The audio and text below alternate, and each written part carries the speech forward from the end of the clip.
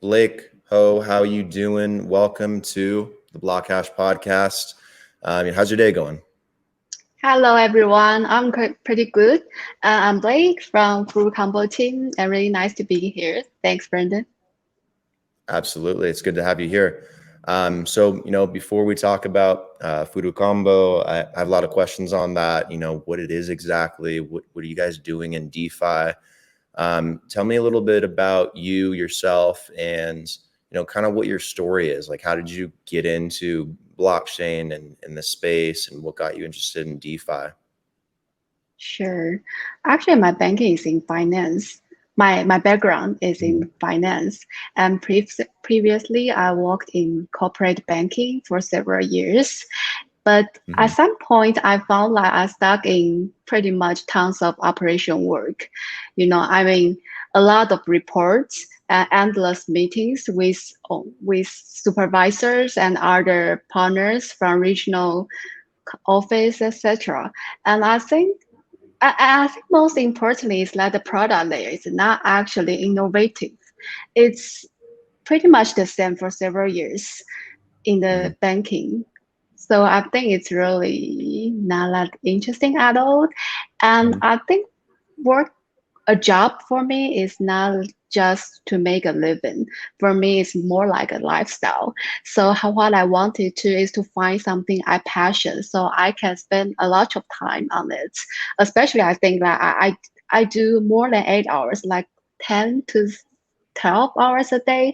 So I Mhm. gotta do something like I really like.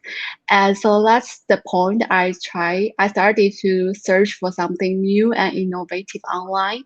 And that's when I find Bitcoin and blockchain. Very cool. Very cool. Did you enjoy, your experience, working in, finance, corporate finance and stuff like that? Like, was it like enriching for you, or was it something you wanted to get out of? I think most of it is something I want to get out from it.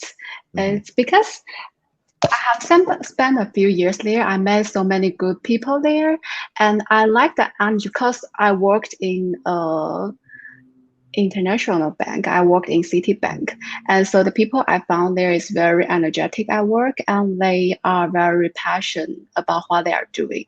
But I think the people there is good, the environment, the culture there is good, but the product itself is not that interesting for me, for myself.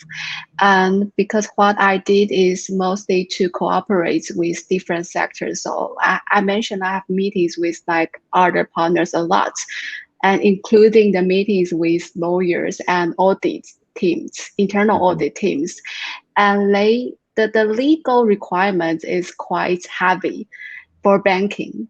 So I think that I'm trying to find a better solution on this. I'm not saying that this kind of legal regulation is a bad thing, but Mhm. I think there should be a better way to manage the risk and the regulation side. So is that a big reason why you wanted to get into blockchain, or is that something you feel that excites you a little bit more about blockchain as a technology? Yeah, I think that's part of the reason. But another thing is that the reason I'm not into finance and banking is because I think banking is a really brilliant innovation itself, because it's Mhm. matched the people who have the money and people who need the money. So it's like the balance for the supply and demand for the money market. Mhm. And for example, like if I have money, I can deposit into a bank and get some else. And if I need money, I can borrow it from a bank and to do further investment. So I think banking itself make $100 into $200 and maybe more. So I think it's quite fascinating. But the banking system in the globe is become a lot of regulations on it. So Mhm. they can't do very flexible to make new change because they have to protect the depositor, the users, the people. And Right. so that's the reason I think blockchain is interesting. And that's the reason I'm working on DeFi now, because you have seen that there are many DeFi that's leverage this kind of supply and demand for money markets, and they kind of to make it even more efficient.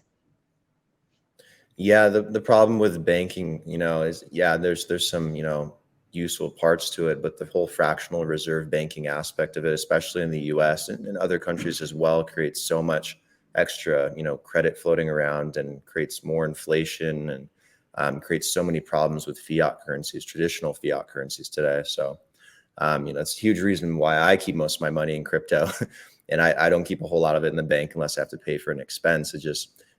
For me, it feels like it's better to keep it in this industry and keep it somewhere where, on blockchain or in DeFi, where obviously a lot about this stuff, but where you have access to a lot of tools and resources and stuff that are harder to get through banks, and where you have a little bit more protection and privacy over your money and your funds and what you do with it.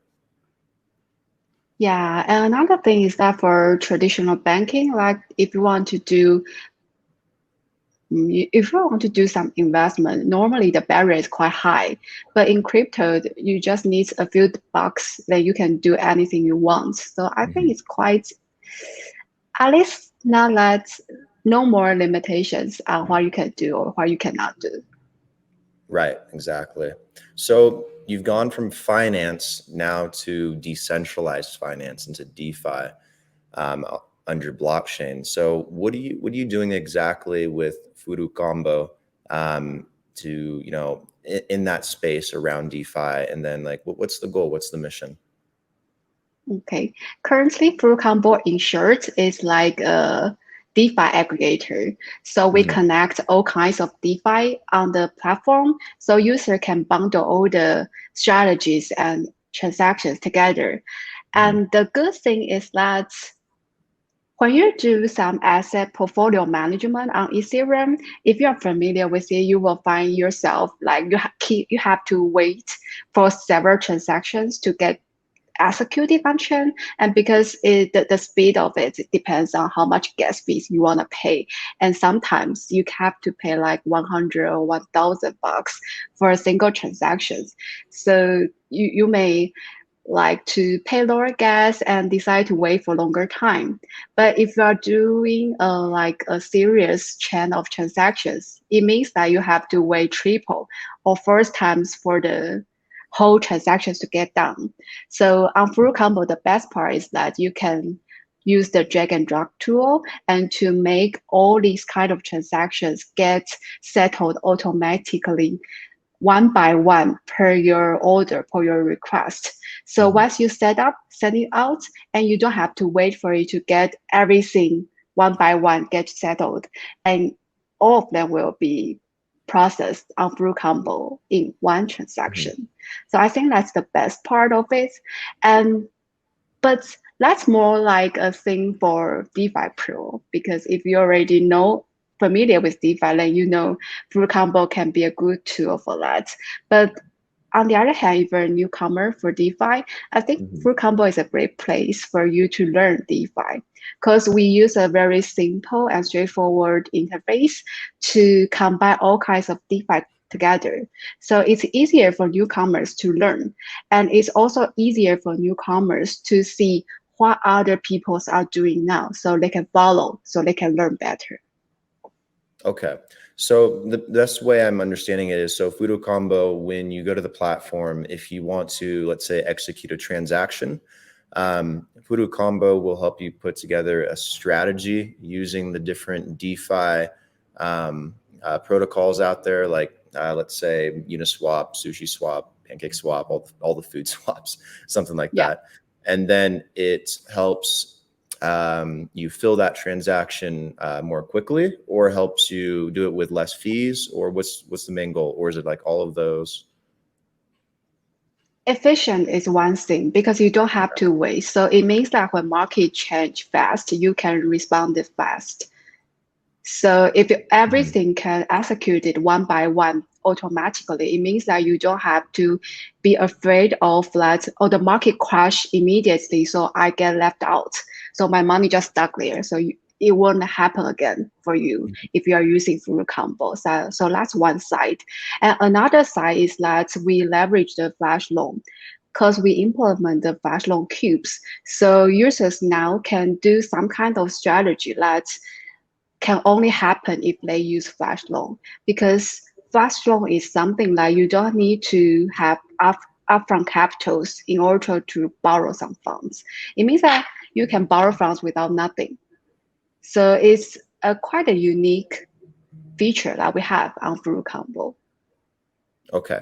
So if I'm a beginner and I go to Furucombo and I don't really know too much about DeFi, is there a way to learn more about DeFi and how, not just how the platform works, but also the different types of protocols through Furucombo? Like, do you guys do a little bit of education as well? Yes, we do. We have a really comprehensive help center, and we go through each of the protocols to have a brief introductions on them. Yeah. Okay, gotcha. So what are your thoughts, pivoting away a little bit from Furucombo for a second, what are your thoughts on DeFi? In 2021, it's become like such a big space, such a big niche.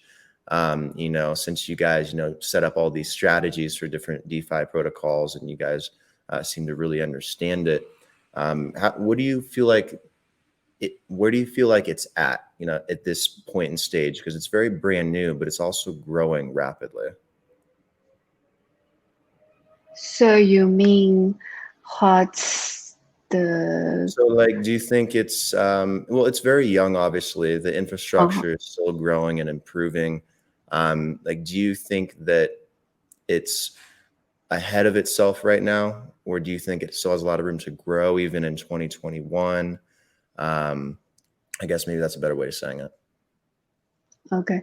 Yeah, I totally agree with that, because currently there are not much users actually in crypto space. So it just take a really smaller than 1% of the population at the moment. So I think there are still a lot of space for it to grow. And on the other hand, like there are more and more institutional players are stepping into the space.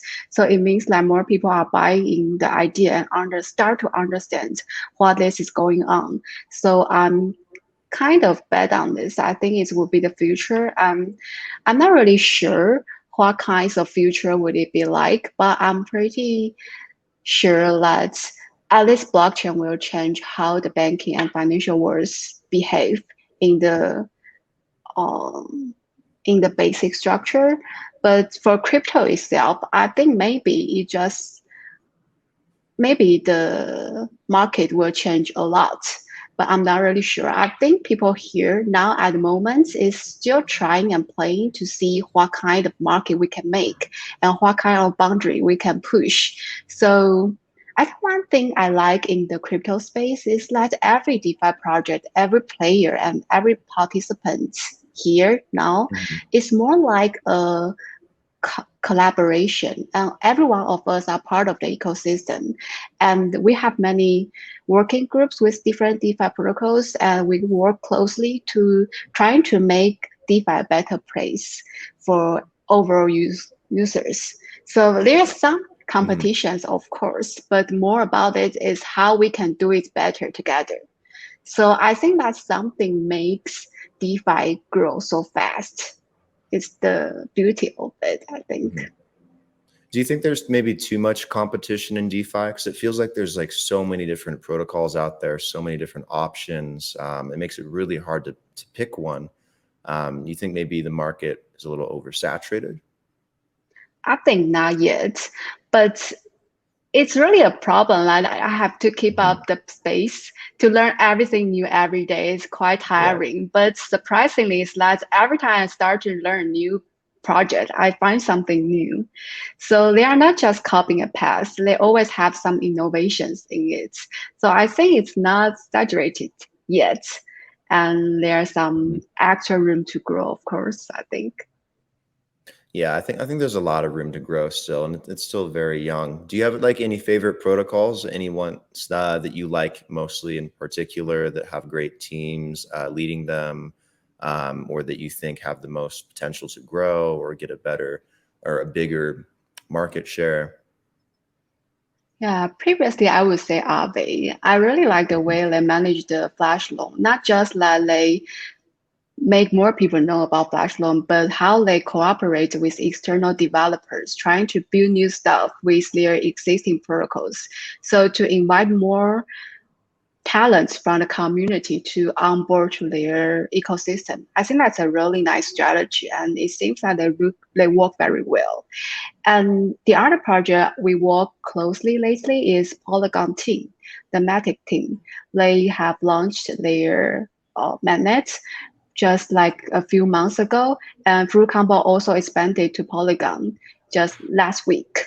And the thing I like their team is that they are really responsive. Actually, every day they release new protocols on their platform, but every time we have any questions and we raise it in our working group, there always someone like responded us very quick.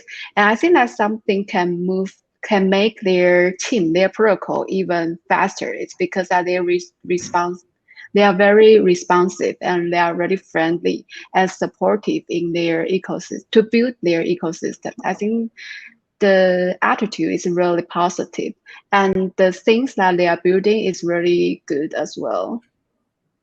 You mentioned these flash loans a couple times. Yeah, Am I saying that right? Flash loan?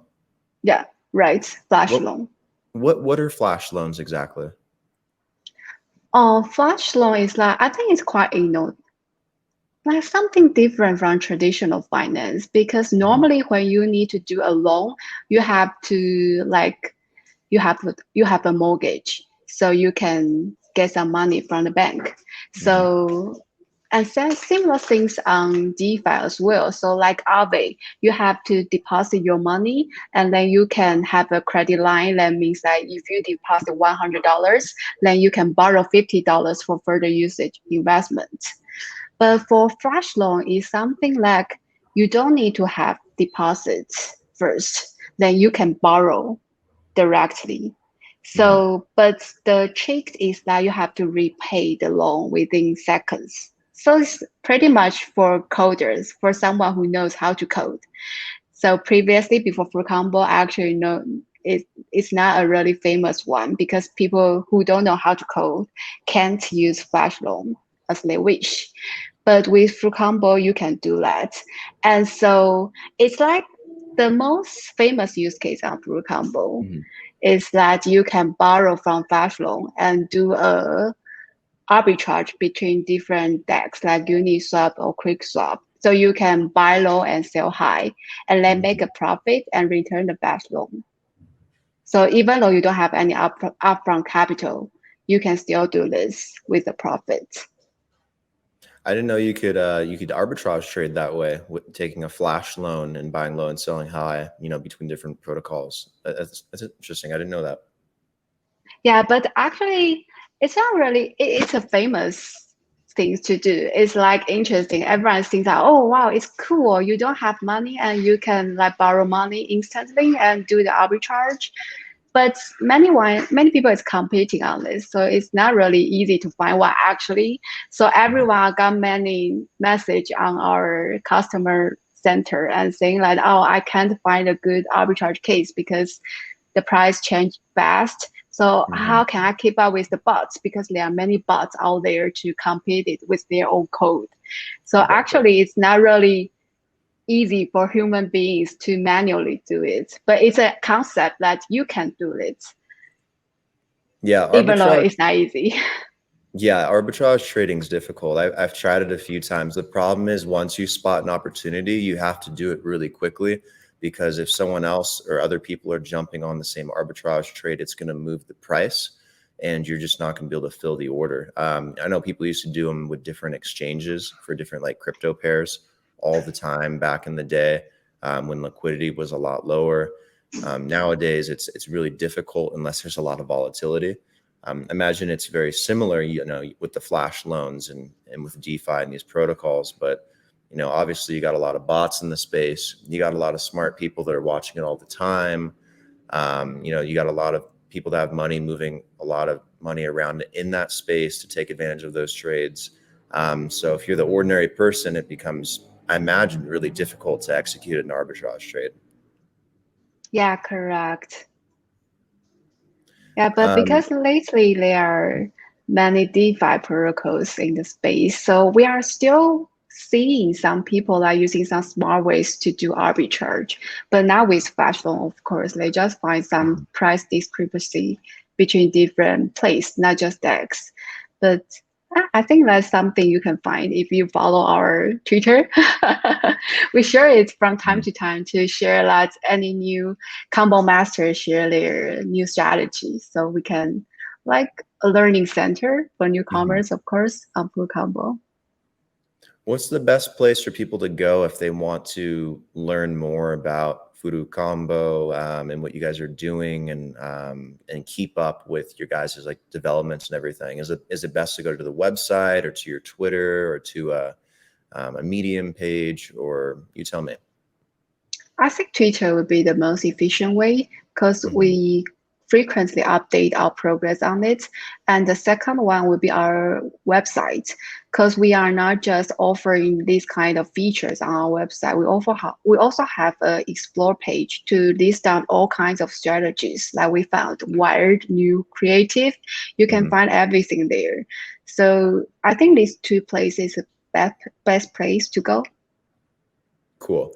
One more question before we wrap it up and everything. What is your guys's roadmap or plan look like for the rest of 2021? Do you guys have any important milestones coming up, or updates or upgrades or events or things you want people to be aware of or keep in mind? Yeah, because we just launched Furucombo to Polygon last week. It's a different network compared to Ethereum. And because the gas fees layers are quite lower than Ethereum, so we expect that there should be more different kinds of strategies could happen there. And we also working with some teams on Polygon, and we will offer more incentives for users on the new network. So this should be out in like late June or early July. And which means that if you are users on Furucombo, you should get some like extra bonus if you are using it at those times.